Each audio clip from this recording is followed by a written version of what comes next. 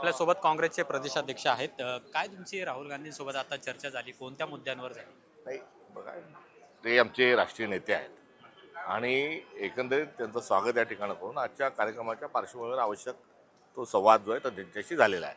त्याचे सगळे डिटेल्स आणि जे आहेत त्याच्या अनौपचारिक आणि नेतृत्वाच्या अनुषंगानं मला असं वाटतं की त्या काही याच्यापेक्षा जास्त सांगणं योग्य नाही. महाराष्ट्रातल्या राजकारणावर चर्चा झाली, मित्र पक्षांवर चर्चा झाली. आज ते चातुर्की गुण यासाठी येतात आहे, त्यामुळे त्याच विषयाच्या अनुषंगानं चर्चा झाली. काल जी घटना घडलेली आहे त्या संदर्भात काय विचारणा कालची केलेली घटना आहे? जी कारण की आहे, काँग्रेसच्या कार्यकर्त्यांवर सुद्धा कोणी दाखल. कालची घटना जी आहे ही भारतीय जनता पक्षाचा खोडसाळपणा आहे आणि त्या खोडसाळपणाच्या अनुषंगानं त्यांचा हेतू जो होता तो हेतू आम्ही हाणून पाडला आहे.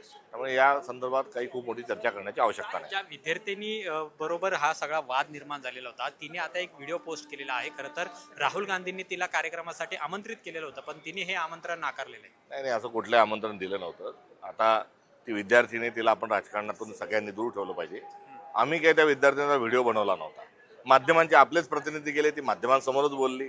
आता ती माध्यमांसमोर बोलल्यानंतर त्यांची भूमिका वेगळी आहे. तो त्यांचा व्यक्तिगत विषय. आपल्या राजकारणाकरता कोणाला ओढणं हे योग्य होणार नाही आणि त्यांना निमंत्रण देण्याचा प्रश्नच उद्भवतो. त्या विद्यार्थिनीवर दबाव आहे भाजपचा असं वाटतंय, म्हणजे ABVP असेल. हे आम्हाला वेगळ्याने सांगण्याची गरज नाही.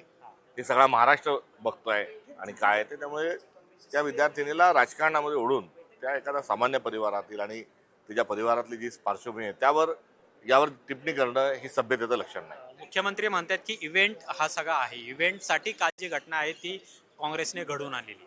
अहो, मुख्यमंत्री महोदय परवा म्हणाले की अजून काय बोलले, त्याच्या आधी अजून काय बोलले. तुम्ही 12 वर्षात मोदी सरकारने काय दिवे लावले ते सांगा. पुण्यामध्ये शिक्षणाचे वाभाडे बाहेर निघत आहेत, विद्यार्थ्यांमध्ये फार मोठ्या प्रमाणात असंतोष आहे. त्यांचं समाधान करणारं बोला. सकाळ दुपार संघात आमच्या कशाला बोलता? आणि राहिला आमच्या नेत्यांचा, राहुलजींचा विषय तर जळी काष्टी पाषाणी. नरेंद्र मोदींना, देवेंद्र फडणवीसांना आणि भाजपांना फक्त राहुल गांधीच दिसायला लागले. खूप खूप धन्यवाद आमच्याशी बोलल्याबद्दल. कॅमेरामन रोहित वनकटेसह अमोल धर्माधिकारी, LS मराठी, पुणे.